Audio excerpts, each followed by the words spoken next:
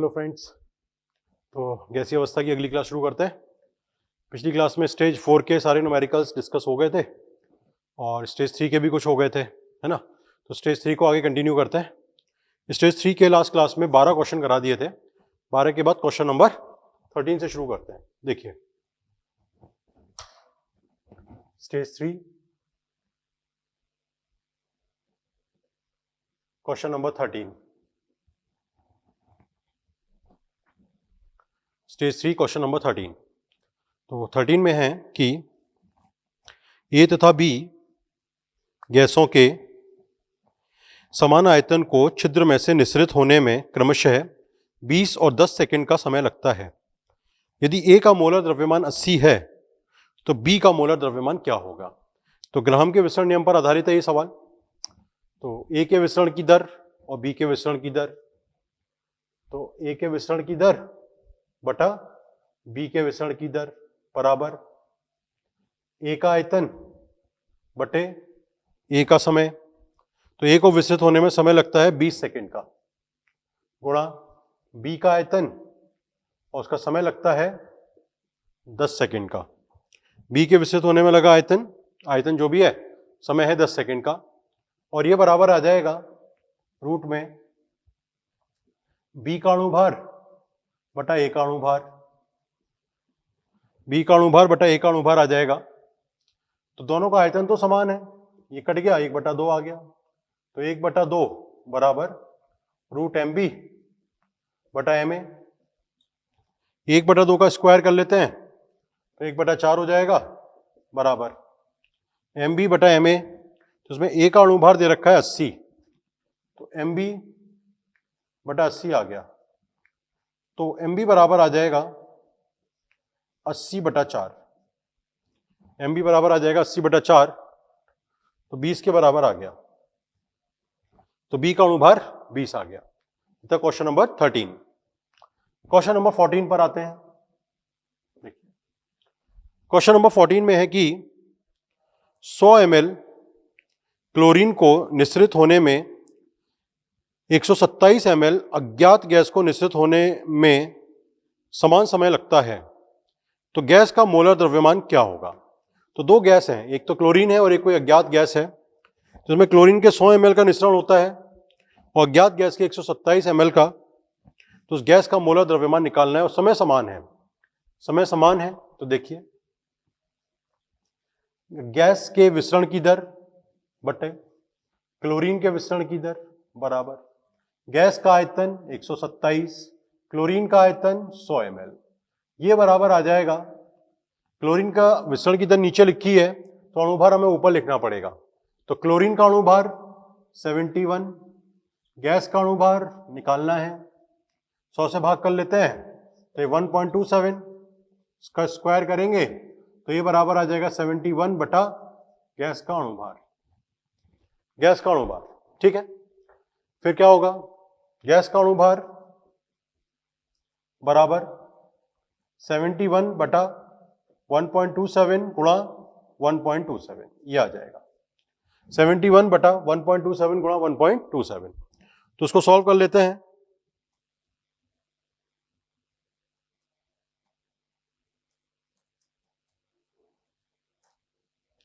ये सॉल्व करने पर आ जा रहा है 44।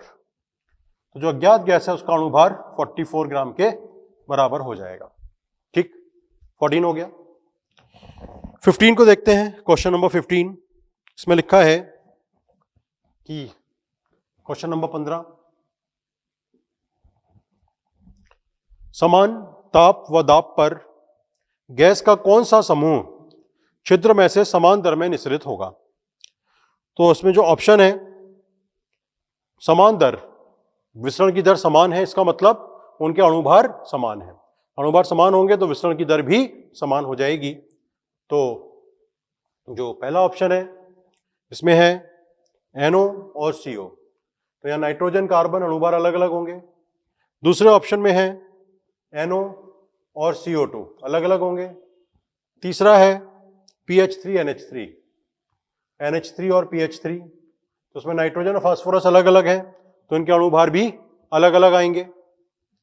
उसके बाद जो चौथा ऑप्शन है इसमें लिखा है NO और C2H6। तो नाइट्रोजन का परमाणु द्रव्यमान 14, ऑक्सीजन का 16, 30 हो गया। 12 गुणा 2 24 और 6 30 हो गया। तो NO और C2H6 दोनों का अणुभार समान है, तो दोनों के विसरण की दर भी समान होगी। ठीक है, क्वेश्चन नंबर 16 लेते हैं। क्वेश्चन नंबर 16 में है कि एक बंद पात्र में 740 मिलीमीटर मरकरी दाब पर ऑक्सीजन तथा हाइड्रोजन के अणुओं की संख्या समान है और यदि ऑक्सीजन गैस को हटा दिया जाता है तो दाब हो जाएगा। देखो दोनों हैं, ऑक्सीजन है और हाइड्रोजन है, और दाब दे रखा है टोटल 740 और दोनों के अणुओं की संख्या समान है। तो यदि दोनों के अणुओं की संख्या समान है तो एक गैस की वजह से जो दाब होगा आधा एक की वजह से होगा और आधा दूसरे की वजह से होगा। ठीक है, तो इसमें से यदि एक गैस को हटा देंगे तो जो कुल दाब है वो पहले का हाफ हो जाएगा। तो 740 में 2 का भाग कर लो तो हाफ हो जाएगा। लेकिन इसमें ऑप्शन ही दे रखा है कि 740 मिलीमीटर का आधा, तो दूसरा ऑप्शन हो गया इसमें उसको हाफ करके दिया गया है। ठीक है, क्वेश्चन नंबर 16 हो गया। क्वेश्चन नंबर 17 देखिए, क्वेश्चन नंबर 17 करते हैं।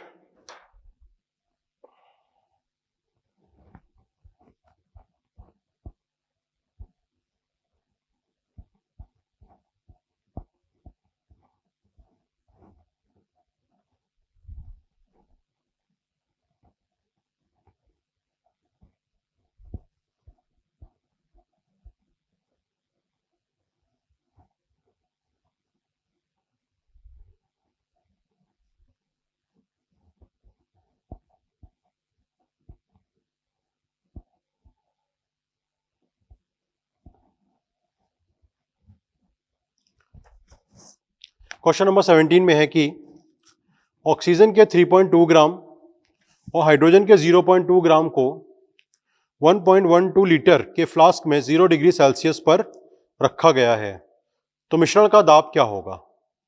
देखिए, ऑक्सीजन के 3.2 ग्राम है और हाइड्रोजन के 0.2 ग्राम है, दाब निकालना है। तो क्वेश्चन नंबर 17 है ये 17।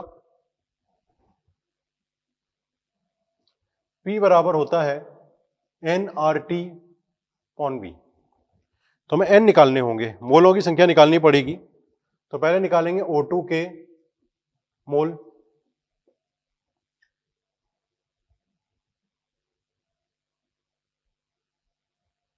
ऑक्सीजन के जो मोल निकलेंगे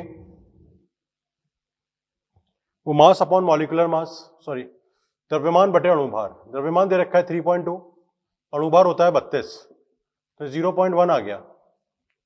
हाइड्रोजन के मोल, हाइड्रोजन के मोल आ जाएंगे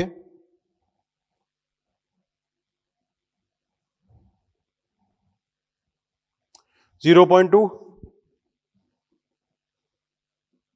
अपॉन 2, 0.1 आ गया।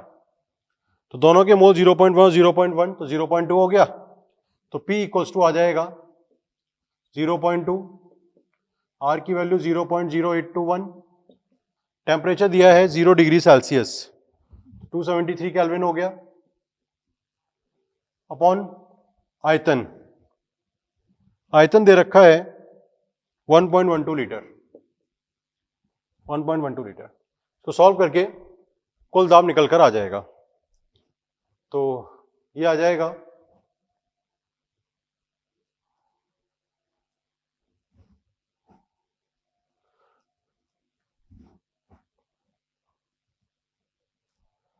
ये 4 के इक्वल आ गया, 4 एटमॉस्फेरिक प्रेशर ATM के बराबर आ गया। तो उसमें कुछ खास नहीं था, बस ऑक्सीजन और हाइड्रोजन दे रखे थे, तो दोनों के कुल मोल निकालने हैं।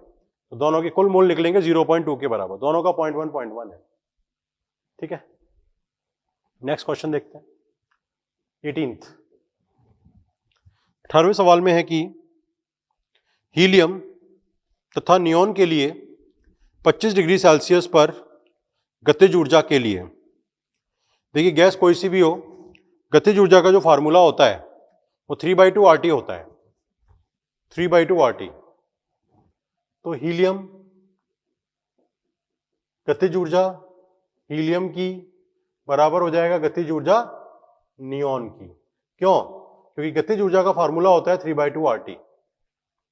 गतिज ऊर्जा बराबर 3/2 RT होता है।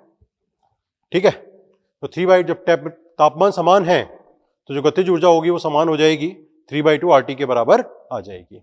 ठीक है, अगला क्वेश्चन इसी पर आधारित है, क्वेश्चन नंबर 19। इसमें लिखा है 1 मोल आदर्श गैस की गतिज ऊर्जा 3/2 RT होती है। तो वो फॉर्मूले पर आधारित सवाल है। उसके बाद है यदि एक गैस नियत तापमान पर प्रसारित होती है तब गैस के अणुओं की संख्या घटती है। प्रसार हो रहा है तो अणुओं की संख्या नहीं घटेगी, जो है वही रहेगी। दूसरा है अणुओं की गतिज ऊर्जा घटती है। यदि तापमान समान है तो गतिज ऊर्जा भी नियत रहेगी, उसके ऊपर कोई प्रभाव नहीं पड़ेगा। तीसरा ऑप्शन है अणुओं की गतिज ऊर्जा समान रहती है। ये बिल्कुल सही है, अणुओं की गतिज ऊर्जा समान रहेगी यदि तापमान समान है। और चौथा है अणुओं की गतिज ऊर्जा बढ़ती है। तो ये गलत हो गया। तो बस ये ध्यान रखना है कि किसी भी गैस की जो गतिज ऊर्जा होती है वो तापमान के ऊपर निर्भर करती है। तो यदि तापमान समान है तो गतिज ऊर्जा के ऊपर कोई प्रभाव नहीं पड़ेगा। ठीक है, इसके बाद क्वेश्चन नंबर 21 देखो। क्वेश्चन नंबर 21 इसमें है कि यदि किसी गैस के अणुओं की औसत चाल 400 मीटर प्रति सेकंड है तब इसकी आरएमएस चाल क्या होगी? आरएमएस चाल क्या होगी? देखिए, आरएमएस चाल CRMS बराबर होता है √3RT/m और C औसत एवरेज बराबर होता है √8RT/m। ठीक है, दोनों का अनुपात ले लेते हैं। दोनों का अनुपात लेंगे तो RT/m कट जाएगा और CRMS हमें निकालना है और C औसत जो है वो दे रखा है 400 मीटर पर सेकेंड बराबर रूट में आ जाएगा, ये तो 3 आ गया, गुणा पाई 3.14/8, इसको उल्टा कर देंगे, 3 गुणा पाई बटा 8 आ गया। ठीक है, तो 9/8 आ गया लगभग, 3 × 3.14/8।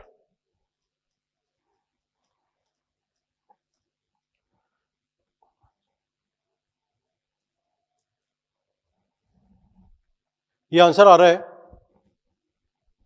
1.085। तो CRMS बराबर हो जाएगा 400 गुणा 1.085। CRMS 400 गुणा 1.085 हो जाएगा और ये सॉल्व करके आ रहा है लगभग 434 मीटर पर सेकेंड। मतलब जो आरएमएस चाल है, वर्ग माध्य मूल चाल है, वो 434 मीटर प्रति सेकंड के बराबर हो जाएगी। क्वेश्चन नंबर 21 था ये। क्वेश्चन नंबर 22 में है कि 927 डिग्री सेल्सियस पर किसी गैस अणु के लिए आरएमएस चाल का मान 27 डिग्री सेल्सियस पर चाल के मान से x गुना है, तब x का मान कितना होगा? तो तापमान 927 और 27 पर चाल का अनुपात निकालना है। तो सीधी सी बात है कि जो CRMS है, क्वेश्चन नंबर 22 है ये, जो CRMS है यह है √T के समानुपाती होता है। √3RT/m होता है, तो CRMS √T के समानुपाती है। तो ये हो गया कि C 927 डिग्री सेल्सियस बटा C 27 डिग्री सेल्सियस बराबर रूट में 927 में 273 जोड़ देते हैं तो 9 और 2 11 और 1 12 हो गए, 1200 केल्विन आ गया और ये 300 केल्विन आ गया, तो 4 बार कट गया, 2 आ गया, तो इन दोनों का अनुपात 2 के बराबर आ जाएगा। ठीक है, क्वेश्चन नंबर 22 हो गया। क्वेश्चन नंबर 23 में है कि 4 कणों के लिए, देखिए क्वेश्चन नंबर 23,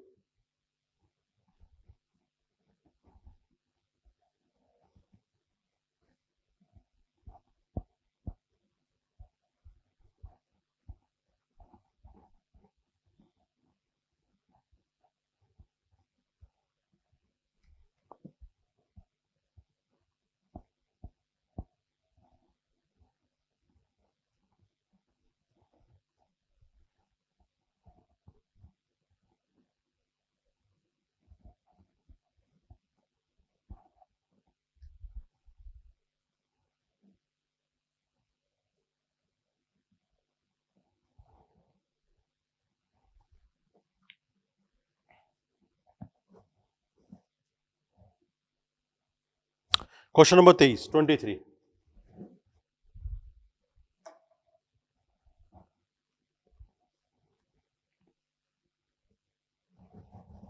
इसमें है 4 कणों के लिए चाल 2, 3, 4 और 5 सेंटीमीटर प्रति सेकंड है, तब आरएमएस चाल का मान क्या होगा? 4 कण दे रखे हैं, एक की चाल है 2 सेंटीमीटर प्रति सेकंड, दूसरे की है 3, तीसरे की है 4 और चौथे की है 5। और पूछा जा रहा है कि CRMS कितना होगा, मतलब वर्ग माध्य मूल चाल कितनी होगी। ये बिल्कुल जो बेसिक कॉन्सेप्ट है उस पर आधारित है। तो उसमें CRMS जो होता है इसको उल्टा कर लेते हैं, वर्ग माध्य मूल वेग। तो पहले वर्ग करेंगे, फिर उसका माध्य निकालेंगे और फिर वर्गमूल निकाल देंगे। ठीक है, तो वर्ग कर लेते हैं पहले सबका। वर्ग करेंगे तो 2 का वर्ग कर लो 4 हो गया, 3 का वर्ग कर लो 9 हो गया, 4 का कर लो 16 हो गया, 5 का कर लो 25 हो गया। इनका औसत निकाल दो, 4 से भाग कर दो और फिर इस पूरे का वर्गमूल निकाल दो। ठीक है, तो ये हो जाएगा, देखो 16 और 4 20 और 20 40 45 45 प्लस 9 54 हो गया। तो रूट में आ गया 54/4, तो हो जाएगा रूट 54/2। CRMS बराबर रूट 54/2 के इक्वल आ जाएगा। ठीक है, वर्ग माध्य मूल चाल आ जाएगी चारों कणों की। ये था क्वेश्चन नंबर 23। 23 के बाद 24 है, गैस के अणुगति सिद्धांत के अनुसार। तो अणुगति सिद्धांत की जो अवधारणाएं हैं उनमें से सही पॉइंट निकालना है। इसमें पहला दे रखा है कि अंतर अणु आकर्षण बल पाया जाता है, ये गलत है। अणुगतिक अवधारणा के अनुसार अणुओं के बीच में ना तो कोई आकर्षण होता है और ना ही कोई प्रतिकर्षण होता है, तो अंतर अणु आकर्षण नहीं पाया जाता। दूसरा है, अणुओं का कुछ आयतन होता है, अणुओं का कोई आयतन नहीं होता, 0 माना जाता है। तीसरा है, अंतर अणु आकर्षण नहीं पाया जाता, ये बिल्कुल सही है, अंतर अणु आकर्षण नहीं होता। प्रत्येक टक्कर के बाद अणुओं की गति घटती है, ये भी गलत है, टक्कर पूर्ण रूप से प्रत्यास्थ होते हैं, उनकी गति नहीं घटती है। तो ये हो गया क्वेश्चन नंबर 24। 25 पर है कि एसटीपी पर हाइड्रोजन, नाइट्रोजन, ऑक्सीजन और HBr के वर्ग माध्य मूल वेगों का क्रम क्या होगा। तो देखिए, वर्ग माध्य मूल वेग जो होता है वो √3RT/m के बराबर होता है। वर्ग माध्य मूल वेग √3RT/m के बराबर है, मतलब अणुभार के वर्गमूल के व्युत्क्रमानुपाती है। तो जिसका अणुभार सबसे कम होगा उसका सबसे ज्यादा होगा। तो इसमें जो 4 गैस दे रखी हैं उसमें हाइड्रोजन, नाइट्रोजन, ऑक्सीजन और HBr है। हाइड्रोजन, नाइट्रोजन, ऑक्सीजन और HBr, हाइड्रोजन, नाइट्रोजन, ऑक्सीजन और HBr है। तो इसमें सबसे कम द्रव्यमान हाइड्रोजन का है, तो उसकी वर्ग माध्य मूल चाल सबसे ज्यादा होगी, फिर नाइट्रोजन की, फिर ऑक्सीजन की और फिर HBr की हो जाएगी। जिसका अणुभार सबसे कम है उसकी वर्ग माध्य मूल चाल सबसे ज्यादा होगी। 25 था। 26 देखते हैं, क्वेश्चन नंबर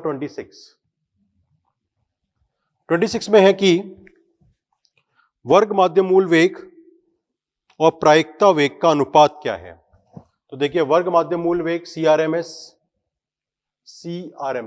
वर्ग माध्य मूल वेग बराबर √3RT/m और प्रायिकता वेग CMP बराबर √2RT/m होता है।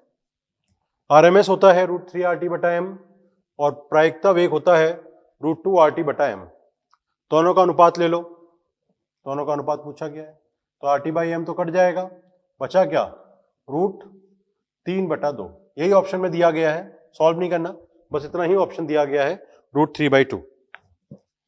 ठीक है, उसके बाद क्वेश्चन नंबर 27, ताप तथा दाब की किन परिस्थितियों में आदर्श व्यवहार से विचलन न्यूनतम होगा। देखिए 27 में 27 निम्नतम विचलन पूछा जा रहा है। पहला ऑप्शन दिया है इसमें 550 केल्विन तापमान और 1 वायुमंडलीय दाब। दूसरा ऑप्शन है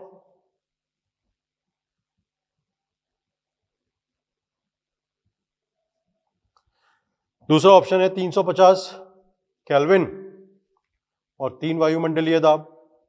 तीसरा ऑप्शन है 250 केल्विन और 4 वायुमंडलीय दाब। और चौथा ऑप्शन है 450 केल्विन और 2 वायुमंडलीय दाब। 450 केल्विन और 2 वायुमंडलीय दाब। ठीक है, अब देखो, जो गैस होती हैं उच्च ताप और निम्न दाब पर, यदि उच्च ताप होगा तो अणुओं की गतिज ऊर्जा अधिक होगी, उनमें आकर्षण बल निम्नतम होगा, पहली बात। और यदि निम्न दाब हो गया तो आयतन अधिक हो जाएगा, तो गैस का जो घेरा गया आयतन है, गैस द्वारा घेरा गया आयतन, वो अणुओं के आयतन की तुलना में नगण्य हो जाएगा। तो जो वान डेर वाल्स नियतांक है ए और बी, दोनों का मान लगभग 0 हो जाएगा। तो उच्च ताप पर और निम्न दाब पर जो गैस है वो आदर्श गैस व्यवहार प्रदर्शित करती हैं, मतलब जो विचलन है वो न्यूनतम होता है। तो इस केस में जो विचलन होगा, क्योंकि यहां देखेंगे आप, ताप उच्चतम है और दाब न्यूनतम है, तो इस केस में जो विचलन होगा वो मिनिमम होगा, न्यूनतम होगा, मतलब आदर्श गैस व्यवहार वो प्रदर्शित करेगी। 27 हो गया। 28 में है उच्च दाब पर वान डेर वाल्स समीकरण क्या होती है। देखिए, question number 28। Van der Waals समीकरण होती है P प्लस AN स्क्वायर बटा V स्क्वायर गुणा V माइनस NB बराबर nRT। यह समीकरण होती है।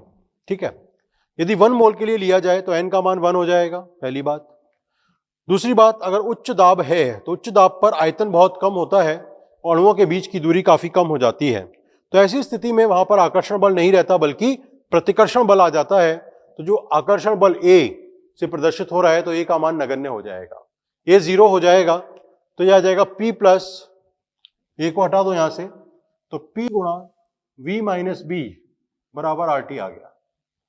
P गुणा V माइनस बी बराबर RT आ जाएगा। इसको खोल देते हैं, इसको खोलेंगे तो यह आ जाएगा PV माइनस PB बराबर RT। तो PV बराबर आ जाएगा RT प्लस PB। तो उच्च दाब पर समीकरण ये बन जाएगी, उच्च दाब पर समीकरण PV बराबर RT प्लस PB बन जाएगी। ठीक है, तो उसमें थर्ड ऑप्शन दिया है क्वेश्चन नंबर 28 में। क्वेश्चन नंबर 29, इसमें लिखा है कि एक आदर्श गैस जो वान डेर वाल्स समीकरण का पालन करती है। देखिए, वान डेर वाल्स समीकरण का पालन केवल तब होता है जब मॉलिक्यूल के बीच में, अणुओं के बीच में आकर्षण हो और अणुओं का आयतन नगण्य ना हो, मतलब A का मान और B का मान इतना हो कि उन पर विचार किया जा सके, तो अधिक होना चाहिए, अधिक होगा तभी वान डेर वाल्स समीकरण का पालन किया जाएगा। तो उसका आंसर यही हो जाएगा कि A तथा B के नियतांकों के मान अधिक हों। क्वेश्चन नंबर 30 देखते हैं। 30 में लिखा है कि आदर्श गैस से विचलन अधिक होगा, विचलन अधिक करना है। तो ये जो सवाल आया था अभी 27, इसमें विचलन कम करना था, तो विचलन कम करने के लिए हमने उच्च ताप ले लिया और निम्न दाब ले लिया। अब विचलन अधिक करना है तो तापमान को निम्न ले लो और दाब को अधिक ले लो, तो बस निम्न ताप और उच्च दाब फर्स्ट ऑप्शन हो जाएगा। क्वेश्चन नंबर 30 में निम्न ताप और उच्च ताप हो जाएगा। तो स्टेज 3 के सारे क्वेश्चंस हो गए। स्टेज 4 का पार्ट 1 करा दिया था, अब स्टेज 4 के पार्ट 2 पे आते हैं। स्टेज 4 का पार्ट बी, स्टेज 4 के पार्ट बी पे आते हैं। ठीक है, देखिए, तो स्टेज 4 के पार्ट बी में पहला सवाल है कि वास्तविक गैस के लिए वान डेर वाल्स समीकरण में जो पद आकर्षण बल को संशोधित करते हैं वह क्या है। बहुत ही आसान सवाल है।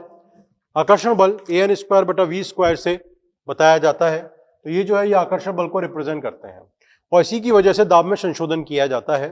तो ये पद पूछा गया है, तो AN स्क्वायर बटा V स्क्वायर हो जाएगा और यही ऑप्शन में दिया गया है। ठीक है, नेक्स्ट क्वेश्चन करते हैं। देखो,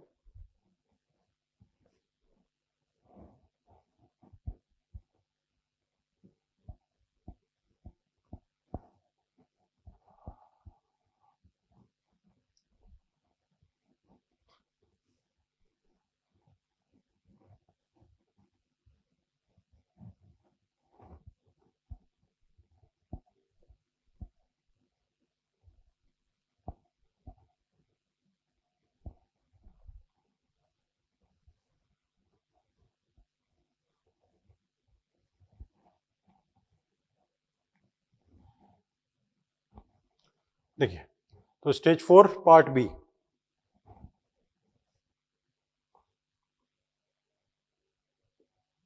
स्टेज 4 का पार्ट बी, फर्स्ट क्वेश्चन हो गया। सेकंड क्वेश्चन है कि 300 केल्विन पर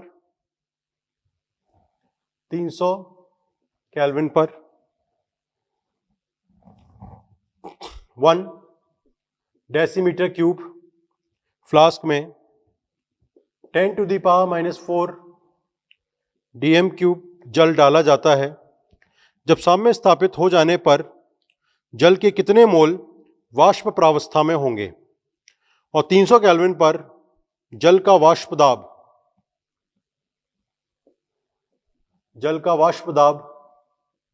दे रखा है 3170 पास्कल।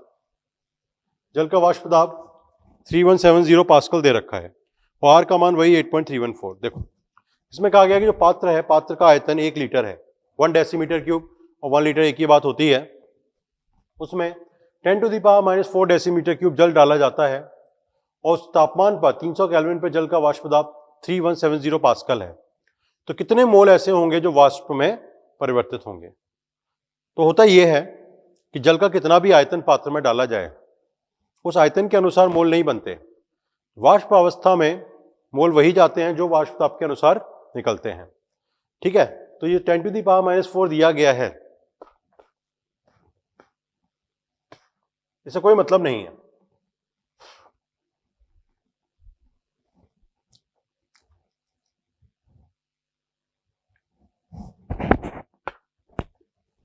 इससे कोई मतलब नहीं है 3170, सॉरी, इससे तो P equals to PV equals to nRT होती है। तो हमें n का मान निकालना है, तो n बराबर आ जाएगा PV बटा RT।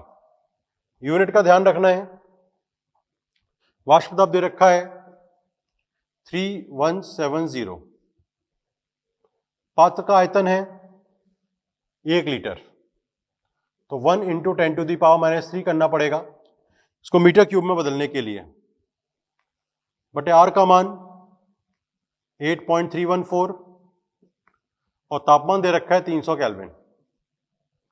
तापमान दे रखा है 300 केल्विन, तो इसको सॉल्व करने पर आ जाएगा लगभग, देखिए,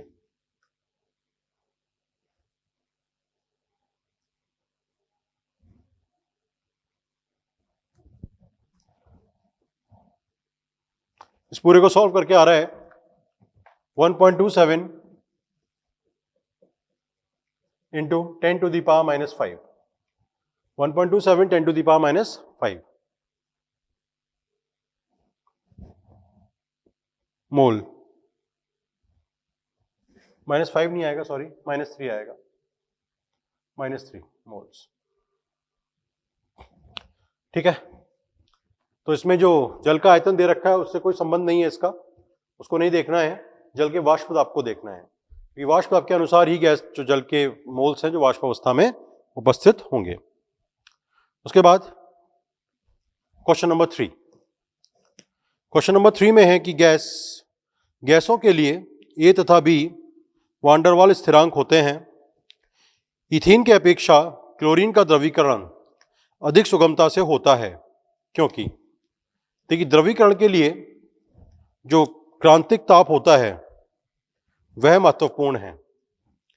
यदि किसी गैस का क्रांतिक ताप अधिक होगा तो उस गैस को द्रव में बदलना आसान है। किसी गैस का क्रांतिक ताप जितना अधिक होगा उस गैस को द्रव में बदलना उतना ही आसान होता है। और गैस का जो क्रांतिक ताप होता है TC बराबर 8A अपॉन 27 RB के बराबर होता है।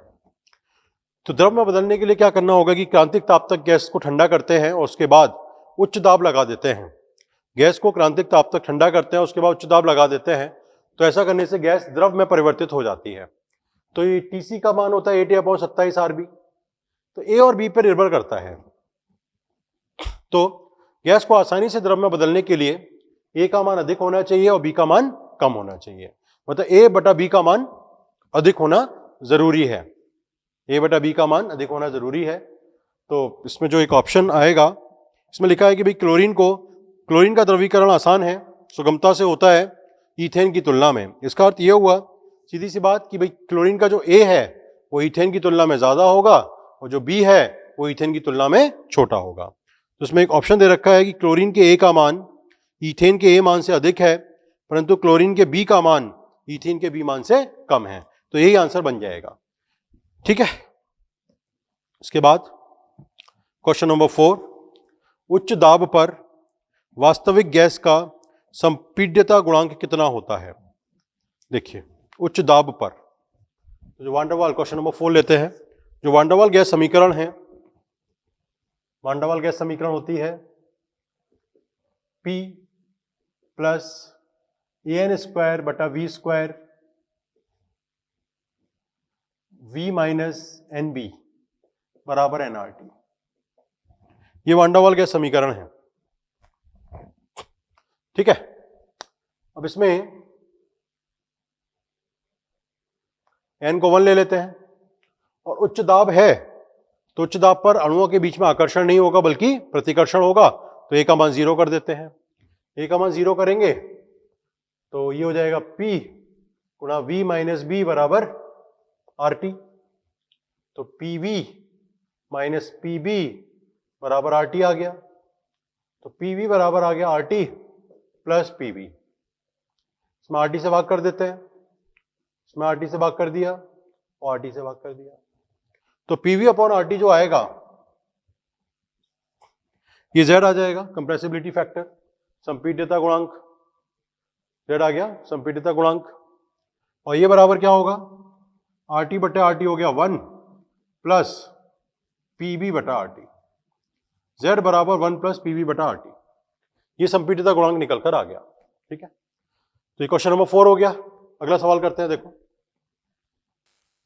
हाँ जी, क्वेश्चन नंबर 5 करते हैं। 4 तो कर लिए। क्वेश्चन नंबर 5 में है कि समान आयतन के दो बंद बल्ब जिनमें एक आदर्श गैस प्रारंभिक दाब Pi और ताप Ti पर भरी गई है, एक नगण्य आयतन की पतली ट्यूब से जुड़े हैं जैसा कि चित्र में दिखाया गया है। इनमें से एक बल्ब का ताप बढ़ाकर T2 कर दिया जाता है तो अंतिम दाब क्या होगा? देखिए, इसमें क्या किया गया है, क्वेश्चन नंबर 5 में दो डायग्राम दिए हुए हैं। क्वेश्चन नंबर 5 में एक पतली नली बनी हुई है, एक बल्ब यहां बना है और एक बल्ब यहां बना है और इनको एक बंद करके ऐसे दिखाया गया है। यहां पर तापमान T1 है, यहां भी तापमान T1 है। यहां पे दाब लिया गया है Pi, आयतन लिया गया है V। यहां दाब लिया गया है Pi और आयतन लिया गया है V। एक तो ये है और दूसरा ये है कि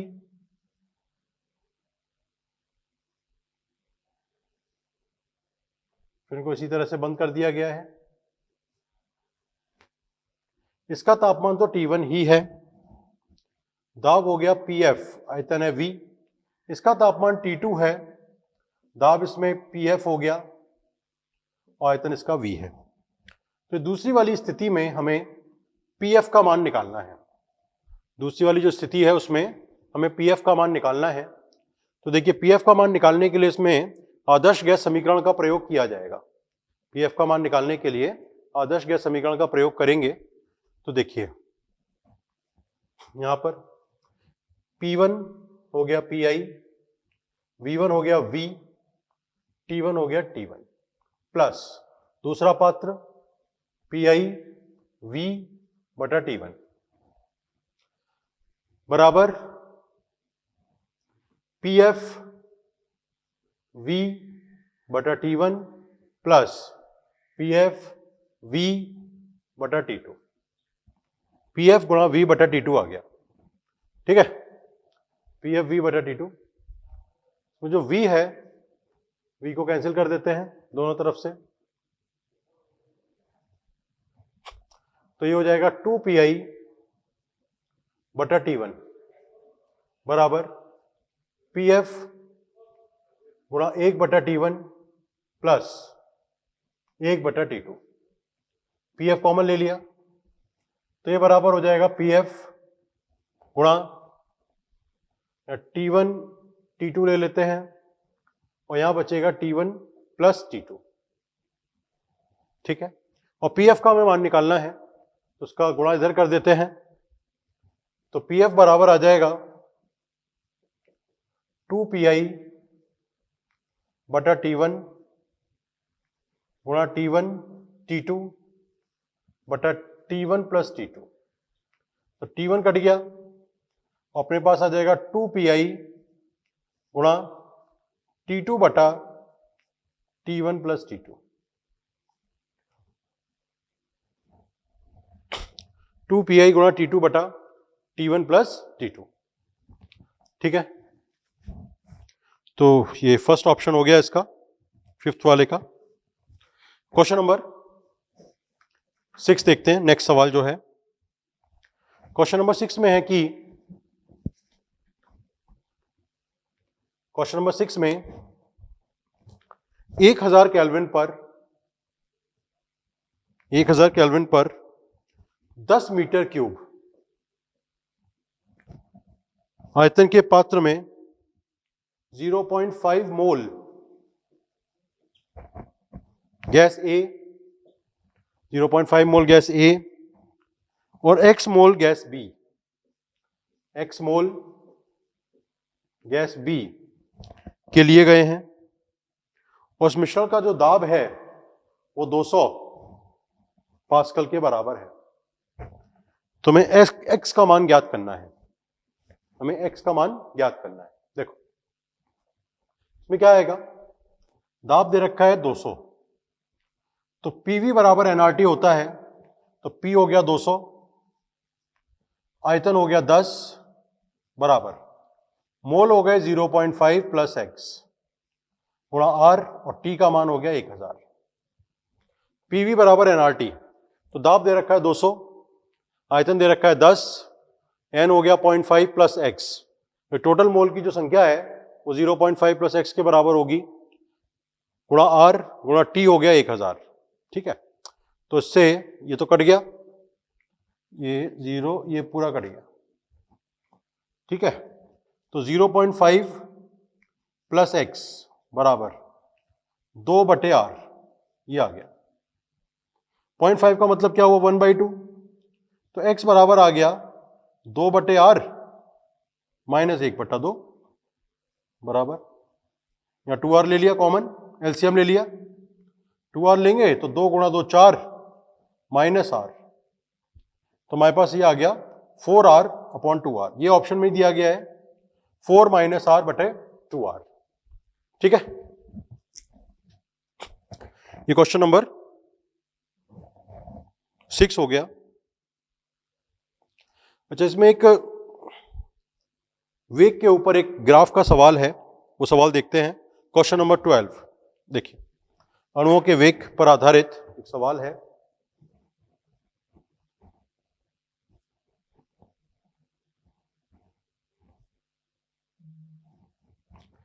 इस सवाल में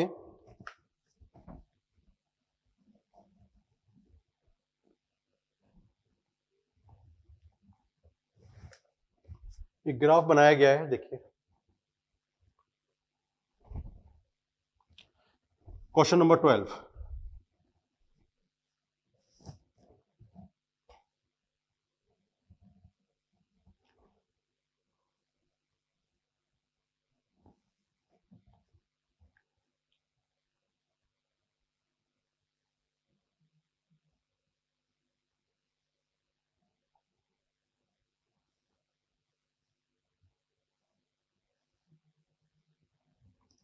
ये 3 ग्राफ बनाए गए हैं।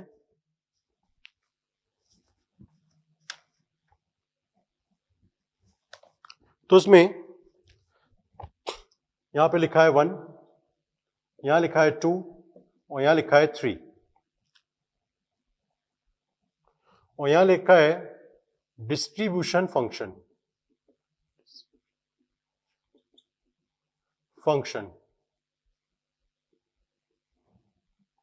और यहां लिखा है स्पीड v, ठीक है। तो होता यह है कि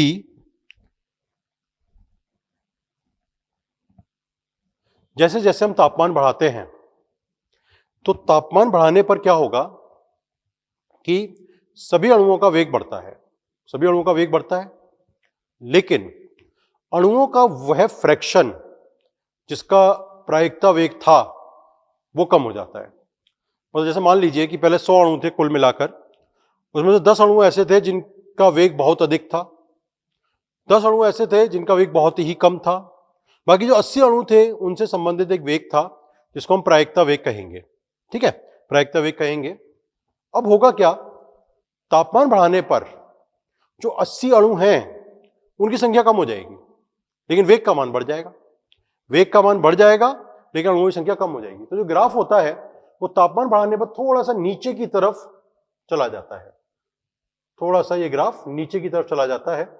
जैसे ये ग्राफ धीरे धीरे नीचे की तरफ जा रहे हैं, मैंने डायग्राम में थोड़ा ऐसा बन गया, लेकिन ग्राफ थोड़ा थोड़ा नीचे चले जाते हैं क्योंकि अधिकतम वेग से संबंधित जो फ्रैक्शन है अणुओं का वह कम हो जाता है, अधिकतम वेग से संबंधित अणुओं का फ्रैक्शन कम हो जाता है। अब इसमें जो ऑप्शन दिए गए हैं 1, 2 और 3 के लिए पूछा गया है कि एक नाइट्रोजन का वेग है 300 केल्विन पर, एक ऑक्सीजन का वेग है 400 केल्विन पर और एक हाइड्रोजन का वेग है 300 केल्विन पर। तो हमें क्या करना है, तीनों का वेग निकालना है अलग अलग, तीनों का वेग। अब जैसे मान लो 300 केल्विन पर नाइट्रोजन का वेग निकालें तो क्या निकलेगा, तो हमें √2 RT बटा m का तुलना करनी है। तो VMP, MP का मतलब प्रायिकता वेग, बराबर √2 RT बटा m। तो 2R, T दिया है 300 और नाइट्रोजन का अणु भार होता है 28, तो ये आ जाएगा नाइट्रोजन के लिए 300 केल्विन पर। फिर निकालते हैं ऑक्सीजन के लिए 400 केल्विन पर। तो ऑक्सीजन के लिए 400 केल्विन पर कितना आएगा, ऑक्सीजन के लिए 400 केल्विन पर आएगा √2R गुणा 400 बटा 32, 400 बटा 32। और फिर हाइड्रोजन के लिए 300 पर आ जाएगा, हाइड्रोजन के लिए 300 पर कितना आएगा, √2R गुणा 300 बटा 2। तो सीधी सी बात है कि यह मान सबसे अधिक है क्योंकि हाइड्रोजन का अणुभार सबसे कम है, यह मान सबसे अधिक है। तो तीसरा वाला जो दिया गया है ये हाइड्रोजन के लिए दिया गया है। उसके बाद ऑक्सीजन का 400 केल्विन दिया गया है। ये जब अनुपात लेंगे तो ये मान ज्यादा आएगा, ये मान कम आएगा। तो पहला वाला नाइट्रोजन का हो गया, दूसरा वाला ऑक्सीजन का हो गया 400 केल्विन पर और तीसरा वाला हाइड्रोजन का हो गया 300 केल्विन पर।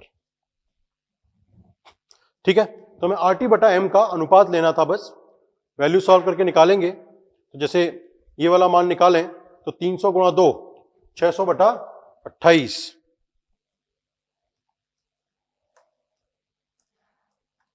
600 बटा 28 21.4 आ जाएगा और दूसरे में 25 आ जाएगा। तो जो पहला वाला हमने निकाला ये जो मान आएगा ये आएगा 21.4 R और इसको जब सॉल्व करोगे तो ये आ जाएगा 25 R। मतलब ऑक्सीजन का मान ज्यादा है और नाइट्रोजन के लिए कम आ रहा है। तो जो पहला वाला वेग दिया गया है ये नाइट्रोजन के लिए है, दूसरा वाला ऑक्सीजन के लिए है और तीसरा वाला तो दिख ही रहा है हाइड्रोजन के लिए होगा क्योंकि यह मान सबसे ज्यादा आएगा अनुपात लेने के बाद। ठीक है, तो ये क्वेश्चन नंबर 12 हो गया, वेलोसिटी पर आधारित था। तो आज की क्लास यहीं तक रखते हैं। बाकी सभी प्रकार के क्वेश्चन तो करा दिए गैसीय अवस्था के, तो बाकी क्वेश्चन आप लोग स्टेज 1 और 2 के तो कर सकते हैं, आसान है। बाकी 4 पूरी हो गई लगभग और 3 तो पूरी कराई दी। ठीक है, मेडिकल के तो सारे क्वेश्चन जो प्रीवाई क्यू थे वो करा दिए। ठीक, ओके, थैंक यू।